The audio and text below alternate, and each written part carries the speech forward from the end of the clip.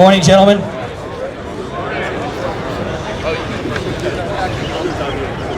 Good morning. Today's demonstration is an important opportunity for us to reflect on the very real consequences of distracted and impaired driving, especially for young drivers. Many of you here are already driving, and the choices you make behind the wheel can have life-changing consequences, not just for you, but for your friends, your families, and the community. This program is meant to educate and remind us that something as simple as a text message or a moment of distraction can lead to tragedy. I'd like to extend our sincere thanks to the Chesapeake Region Safety Council and Debbie Jennings for organizing today's program and helping bring this important message to our students. Finally, guys, I ask that you give your full attention and your full respect during today's presentation. The scenario you'll see is serious and represents situations that happen far too often. The goal is for all of us to leave here with a deeper understanding of the responsibility that comes with driving. And now I'm going to turn it over to Dave Medeiros, President of the Chesapeake Region Safety Council. Good morning, everybody. Y'all look very motivated and energized to be here this morning. I can see it. I can see it in you. And you know what? Anytime I have an opportunity to come talk to folks like you, I consider it a complete honor. And I appreciate the respect your school is providing us to come here and share some valuable information. So I want to do something real quick. I'm going to ask you to do something for me. And what I'm going to do is I'm going to count to 3. And I want you all to draw in a deep breath in through the nose, okay? And when I get to 3, I want you to let it out from the diaphragm, a big, loud, "We love safety." And what I was told is there's still some people sleeping in those buildings behind us. And if you do it loud enough, we can wake them up. So you're not the only ones woken up at this early in the morning. Okay, so on 3, I want to hear a great big "We love safety." Ready? Everybody ready? Yeah. All right. 1, 2, 3. We love safety. Let me tell you something. I'm a former United States Marine, and I have no problem going knife hands on you if I have to. All right, let's try that one more time. All right, in through the nose, out through the mouth. On 3, we love safety. 1, 2, 3. We love safety. That's a whole heck of a lot better. I once heard a legendary high school basketball coach say that sports is a great vehicle for learning the lessons of life. So one of the things I did is I took a simple coaching system, I applied it to safety, and came up with a process that you can use as you go through your days each and every day to think about. And it's 3 things. Knowing your game, what are you about ready to do? Number 2 is master the fundamentals, the little things that go into making you successful at an endeavor, and then playing as a team, working together. When we think about this driving thing, each and every day when you get in the vehicle and drive down the road, understanding the game, you want to get from point A to point B and you want to do it successfully. But I will tell you this, from the safety point of view, it's probably the most dangerous thing you're going to do each and every day. There is a high volume of people, over 100 people a day in the United States die from road crashes. And the reason why we're here investing time into this event is to try to help you understand that game. And that game has to do with choices. Everybody here that's involved in sports knows about another thing, and it's called fundamentals. The little things that go into making an activity successful. Great basketball player by the name of Michael Jordan said, you could shoot 200 foul shots a day with bad technique, and what you'll become is a really bad foul shooter. So you gotta know something. You gotta know the fundamentals. And there's 4 fundamentals that are very critical to keep you alive when you're driving down the road. First one is speed. Understanding, knowing your speed, how fast you're going. The higher rate of speed you go, the higher likelihood of you getting in a car crash. The faster you go, When you do get in a car crash as a result of your speed, the faster you're going, the more injury you'll sustain when you get into a crash, and the more likely you are for that crash to be a fatal crash. The second one is paying attention to what's going on. That's distraction. So fundamental one is speed. Fundamental two is distraction. Paying attention to what you're doing while you're driving down the road. Fundamental three is occupant protection, making sure you're buckled in. Wearing that seatbelt while you drive down the road. It's not an option, it's a necessity. And number four is impairment. Not being impaired, not being under the influence of anything.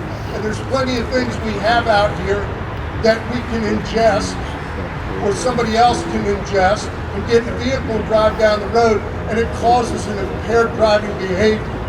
Number one, don't do it. Number two, don't get in a vehicle when somebody does it. But if you know your game, you master the fundamentals, 4 fundamentals when you're driving down the road, and then you play as a team, you work together cooperatively with the people that are driving down the road next to you. You play as a team. That's how you become a champion of safety. And when you think about safety, I want you to think about it one way. It is not an inhibitor of enjoyment. Actually, safety is for more and better adventures. So if you are safe, what it does is it empowers you. It's an empowerment to be healthy, safe, and adventurous so you can live your best life. You get in that vehicle, you want to go from point A to point B, know your game, master the fundamentals, and play as a team. That's how you become a champion. There's no sense in playing the game unless you want to be the best. So be the best driver you can by mastering those fundamentals. All right, now one more thing. I want to introduce to you somebody very important. And if you take out your driver's license, see that little thing right there you got? Some of you do, some of you don't. Might even be on the back of your learner's permit. There's a person's signature. And I think this wonderful lady has writer's cramp because she signs everybody's driver's license. It says Chrissy Nyes. She is the administrator for the Motor Vehicle Administration. So I want to welcome Chrissy here. She's got some valuable information to share with you. So thank you all for having us. Pay attention. You're going to learn a lot of great stuff today. Thank you.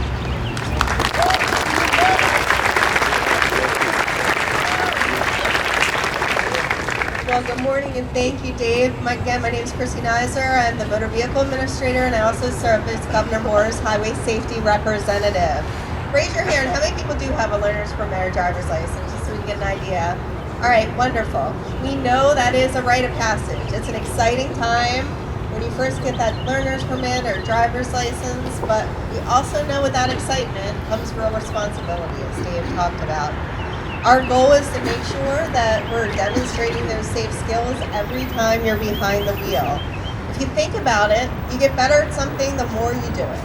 Whether you play sports or you play an instrument, the more you do it, the better you get at it. Same thing with driving. And so today's demonstration is not meant to scare you, but it is meant to show how quickly a crash can happen and the deadly consequences when a driver becomes distracted. 5 seconds is the average time your eyes are off the road when you text. At 55 miles per hour, that's enough time to cover the length of a football field. Think about that for a minute, how quickly that passes by. That step, that text, that Snapchat notification, that playlist change, it can wait until you get to your destination. Distracted driving is not just your phone. It's eating, adjusting music, even talking to folks who are in the car with you. When your focus is anywhere but on what's happening in front of you, you are distracted. Safe driving habits don't stop at eliminating distractions. It takes less than 3 seconds to buckle that seatbelt. And we still lose people on our roads every year because they didn't buckle up. You might think about it in the front seat, it's just as important in the back seat. You see tragic crashes where individuals in the back seat become projectiles and actually kill or injure somebody in the front seat just because they didn't buckle up. So when you're driving, make sure everybody in the car is buckled up. And when you're a passenger, make sure everybody is buckled up. Our number one safety for teen drivers to get to and from your destination safely, whether that's school, work, sports, or meeting up with friends. Each year in Maryland, we lose more than 20 young drivers between the age of 16 and 20 years old in fatal crashes on our roadways. And sometimes the hardest part of these tragedies is it might not be that young person's fault. Last year, many of us were at Sea Mountain Ride High School. We participated in a mock crash demonstration very similar to what you'll see today. Just a few months later, 2 students who attended that school were stopped at an intersection waiting to turn when their vehicle was struck by a distracted driver and pushed into oncoming traffic. Those students were not at fault, but they were in the wrong place at the wrong time. One of those students lost their life. The other sustained very serious injuries. I pass by that crash scene about once a week to see the flowers. I see the memorials there. I know what pain that school felt. And so while we're here today to do a demonstration, it's real. We know the reality of it. We don't want that for you. We don't want that for your families and your friends. It's a heartbreaking reminder that the choices we make behind the wheel don't just impact us, they impact everybody on the roadway. And that's why events like today really matter. They help us understand the consequences of distracted driving and unsafe choices before it happens in real life. So every time you get behind the wheel, you have the ability to protect yourself, your passengers, as well as everybody around you. Put that phone down, buckle your seatbelt, stay focused on the roadway, because the safest crash is one that never happens. On behalf of Governor Moore, the Maryland Department of Transportation, it truly is my honor to be here with you all today, and please stay safe. It's now my honor to introduce one of our first responders. We're so lucky to have so many partners in the community, and we're always grateful for all of our first responders. Today we have Maryland Transportation Sergeant Bartlitsky, who is going to share some additional words, and I believe he's also a graduate.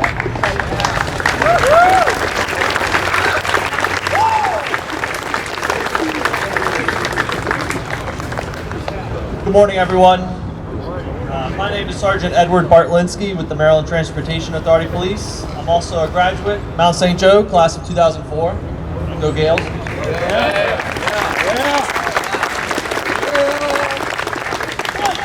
Today I'm here to talk to you about a choice that can change your life in an instant. The biggest issue for you guys going out on the roads nowadays is texting while driving, distracted driving.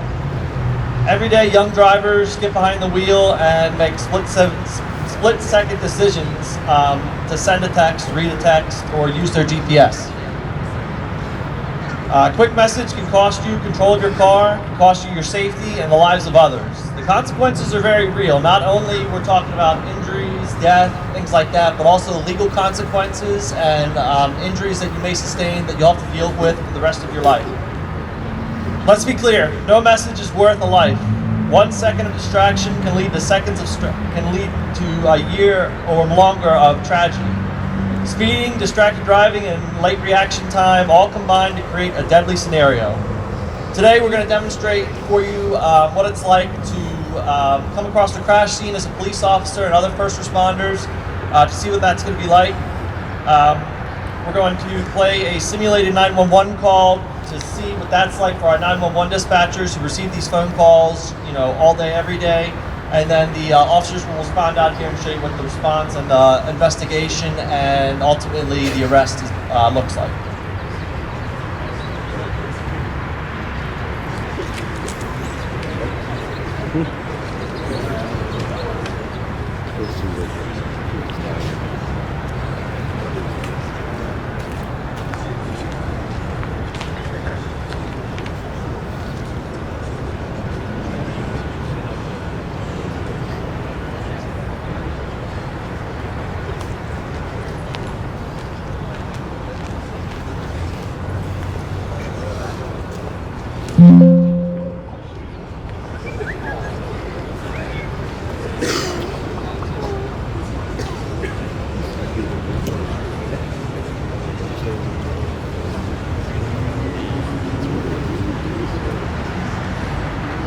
What's the location of your emergency? I'm on southbound 83 and East Fayette Street, right in the intersection. It's been a bad crash. Can you police, fire, and ambulances, please? Can I get a callback number for you? 410-555-1212. I didn't see it happen, but there's a pedestrian hit and people are hurt in both cars. How many people are hurt? Quite a few. There's people crying in both cars. Is anyone pinned? I don't know. Look, I have to go. They need help. Let's get here fast, please.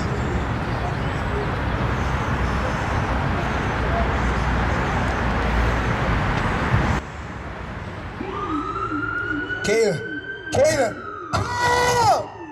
Oh my God! Oh, what are we gonna do? Bro, my kneecap is broke. My head. Kaden, what are we gonna do, bro? I got kids on the way, bro. I'm so sorry. What did I do? Bro, ain't nothing we can do, bro. We can't nothing, bro. My mother gonna be disappointed, bro. Disappointed in me, bro. Oh my God! Come on, bro. Ain't nothing we can do. We just hit a random person, bro. Come on, bro. Sorry.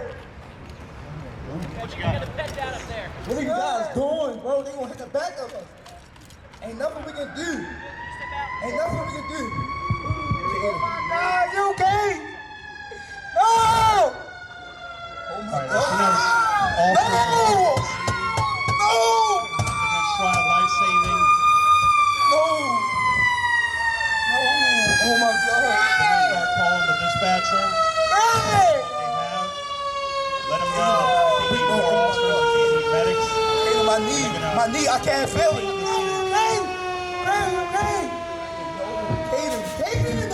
Kaden, I can't feel my knee. I can't feel my knee. Let go. I can't feel my knee. I can't feel my knee. Kaden, don't leave me. Kaden, please. Kaden. Oh my God. Kaden, I can't feel my knee. Oh my God, I can't feel my knee. No, Kaden, he's not waking up. Kaden, are you okay? Kaden, he's not waking up. Kaden, are you okay? Kaden, please talk to me. Kaden.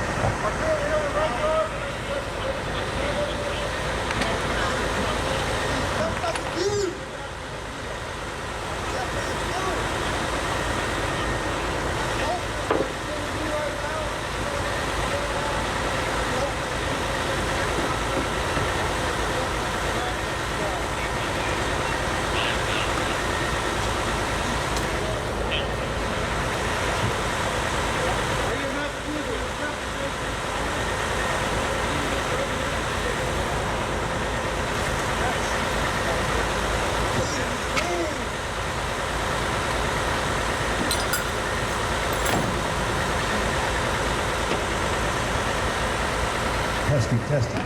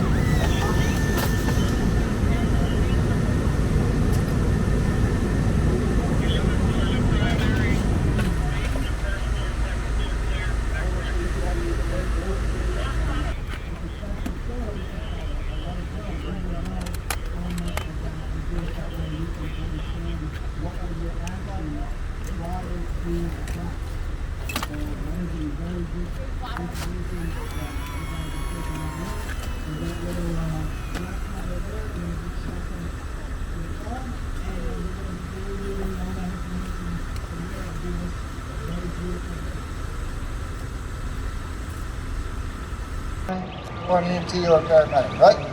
Okay. Well, first, as I explained, graduate school, right? You gotta get out of school first. Once you get that, you have to have a good, strong mental willpower to want to help people. Dedicated to the community you serve, okay? And have a will and desire to go to all ends to do whatever you have to do to provide the community. And then once that, application process and everything else to be involved. Is that what you kind of asked? Is that what you kind of question want to do? What kind of person or the process? The process is the application process, interview process, and once you have that, you have a physical agility test. And then after that, if you get hired, you have to go through a 32-week paramilitary style training academy. You get all your schooling and training, and then once you graduate, you get assigned. Any more questions for the fire department? I believe we're going to do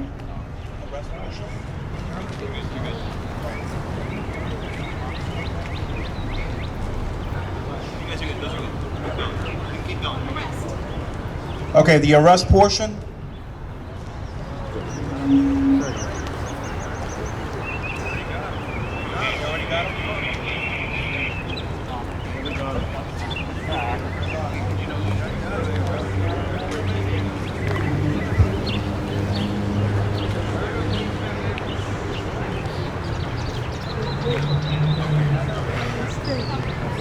All right, right here is, depending on the area that this actually occurred or the agency, the county, the medical examiner will come in and we'll pick up the body and take him to the medical examiner's office.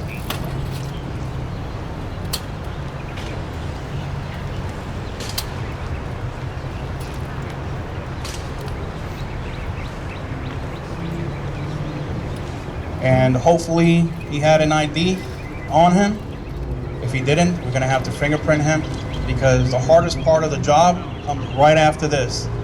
Anybody knows what comes after that?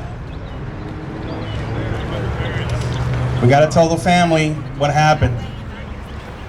And that, at least for me, is the toughest job out of all.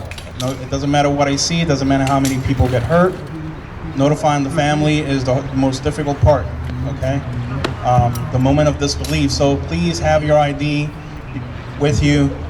That is the fastest way we can notify your family. If not, it could be hours, maybe days. So I was actually going to speak on this. If you didn't notice, I had to walk away down here.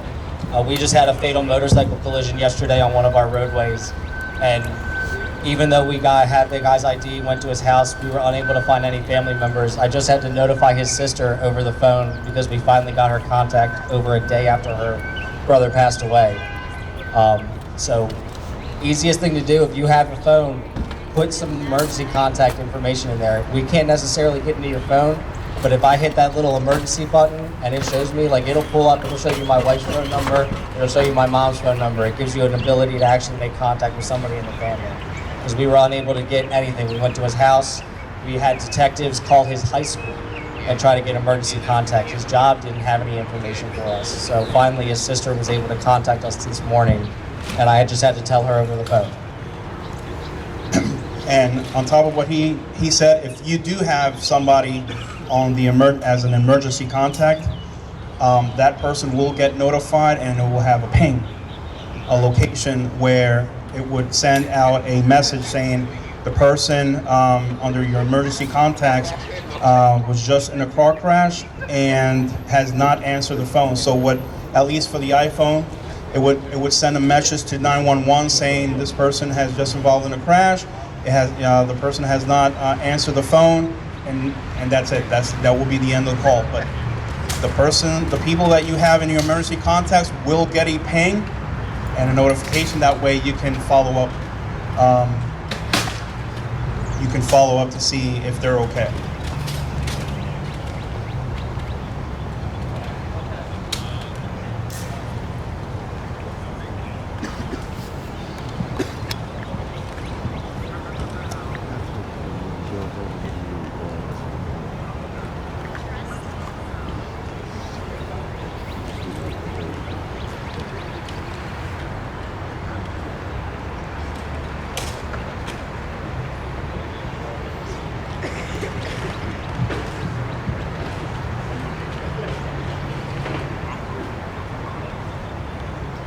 All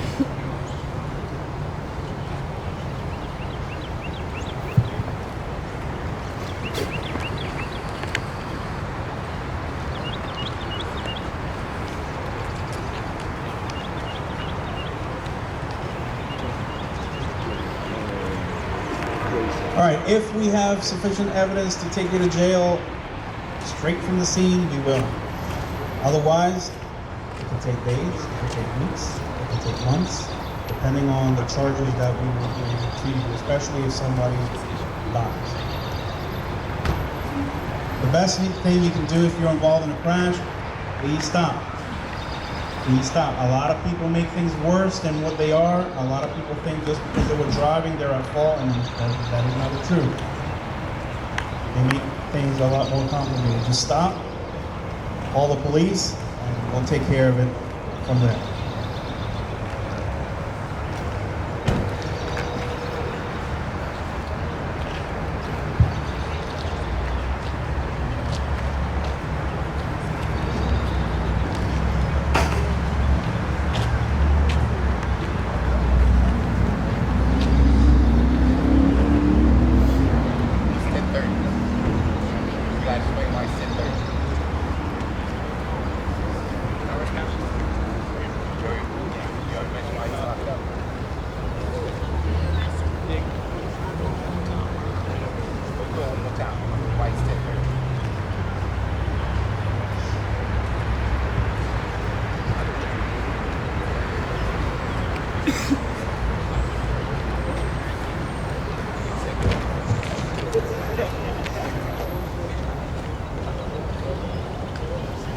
All right, so like I said, if there's sufficient evidence to take you to jail straight from the scene, we'll take you to jail. We'll call a wagon, get you in the wagon, have you transported to central booking if you're in the city. And then we will go ahead and process you. Depending on your age, we'll call it, if you're juvenile, we'll contact parents. If you're an adult, then you're probably going to need an attorney if you were drunk, okay? If you don't have a license, okay? If your driver's license is suspended. After that, we're good.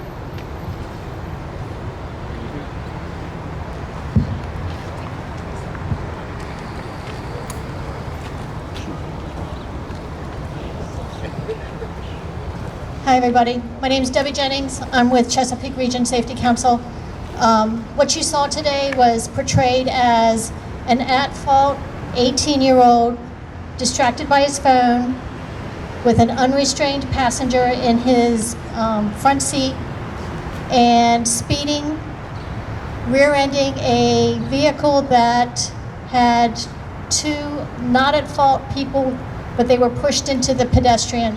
Not an unusual sequence. So what's going to happen next is we're going to thank all the partners, and then you all are going to move to the auditorium. First of all, I want to thank the wellness students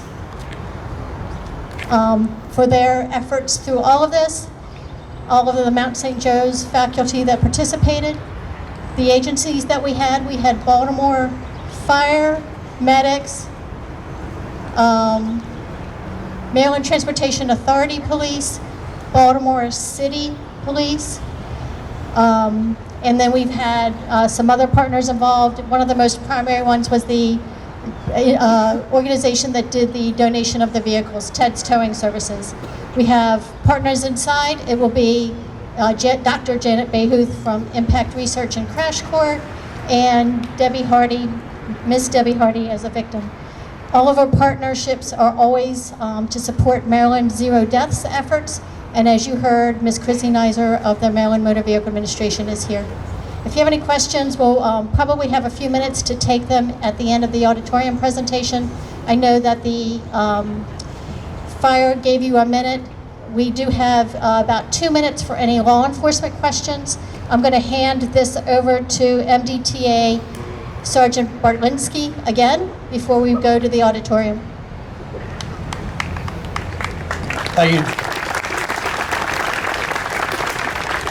I just wanted to hit on a couple tips and tricks that I wish I knew. You know, when I was a younger man, went to Mount St. Joe and stuff like that. They mentioned the black box inside the cars. It does not lie, okay? So if you are questioned by the police and you don't know how fast you were going, don't lie, don't guess, because we're gonna find out. We're gonna get a search warrant, and we're gonna go through that black box, and it's gonna tell us exactly what you were doing before, during, and after the crash. Number two, I have never unbuckled a sober dead driver. Every person that I've had to unbuckle from a fatal crash has been impaired by alcohol or drugs. So that really goes to speak to, you know, obviously wearing your seatbelt's one thing, but driving sober, okay? I know marijuana has different, it's legal now for all intents and purposes, things like that, but alcohol too is still a huge problem for us.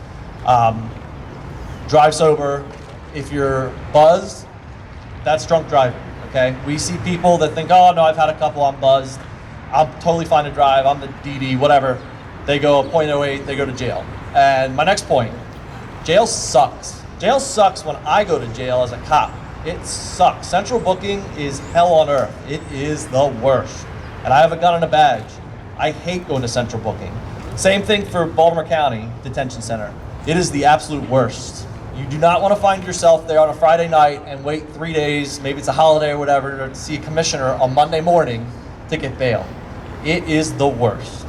All right, I do have a few minutes for any questions if you guys have about the investigation that took place. It was pretty quick. Typically our investigations on scene take about 3-4 hours. That goes from flying the drone to photographing things. We take measurements of, you know, skid marks and things like that.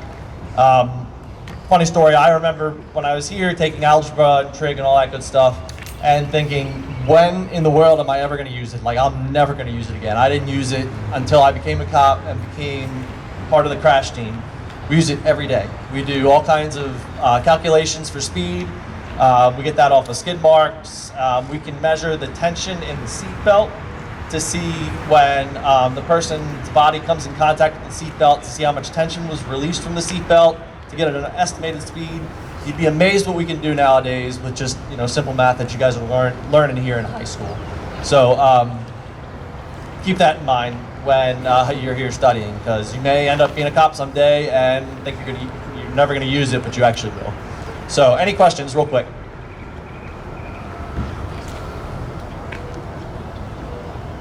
Go ahead. You said 3 to 4 hours for investigation. Sure. Say it's like a big public roadway. What's the process of like clearing it out and making sure traffic still occurs? It's a good question. He asked, how long does it really take if it's a big roadway? So I work on the highway on 95 by the Fort McHenry Tunnel and the 895 Tunnel. We, before drones came out, it would take 6 hours, and that's a lot, because we would have to measure each point of evidence and how far it was from the different vehicles and things like that.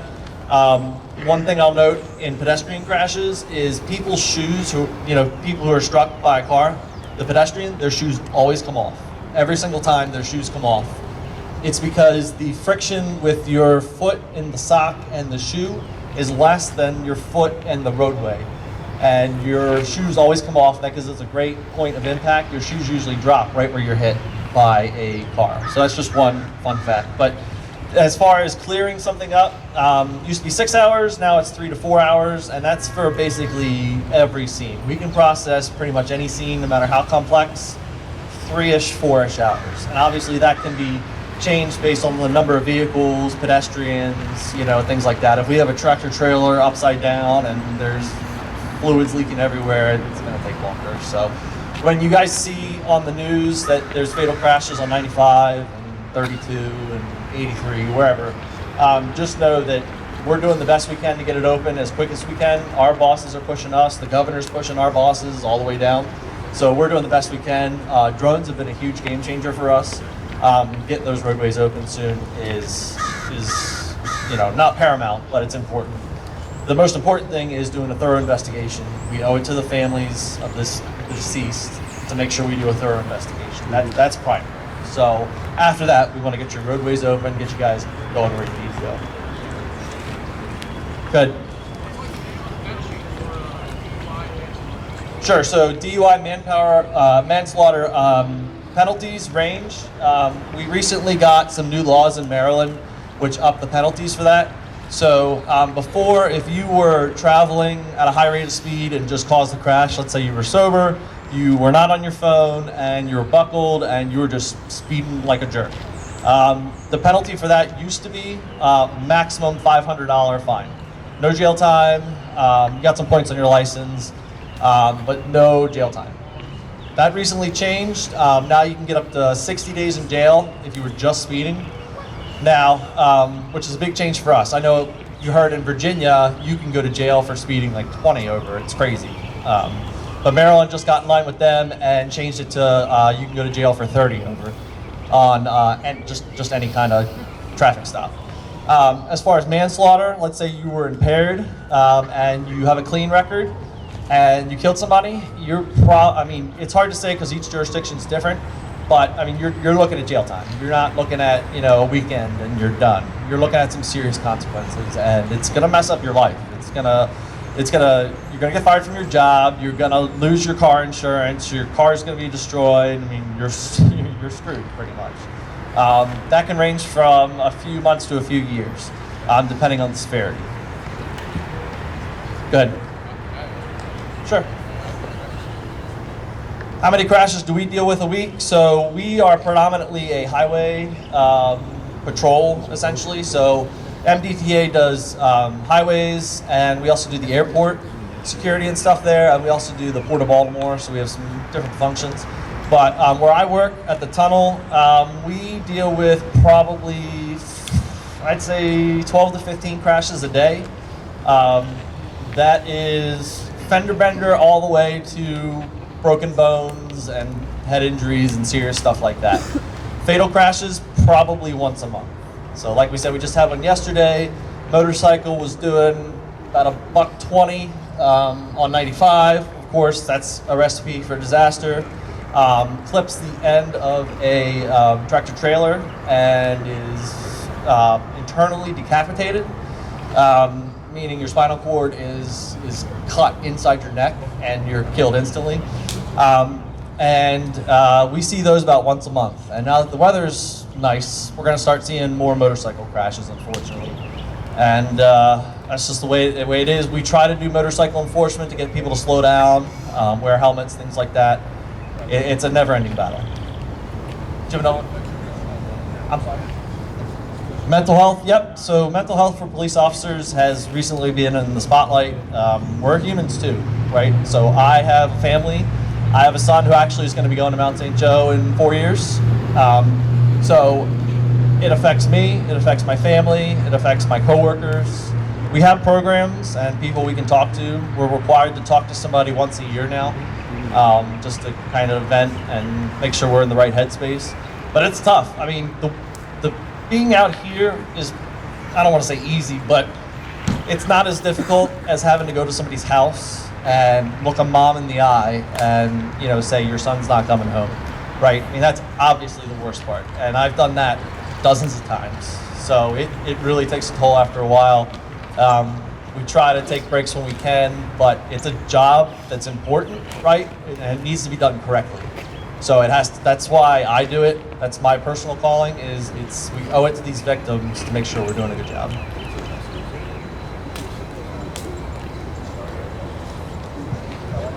You all are going to go in the auditorium next, but first, if you wouldn't mind giving a round of applause to all of the first responders for today.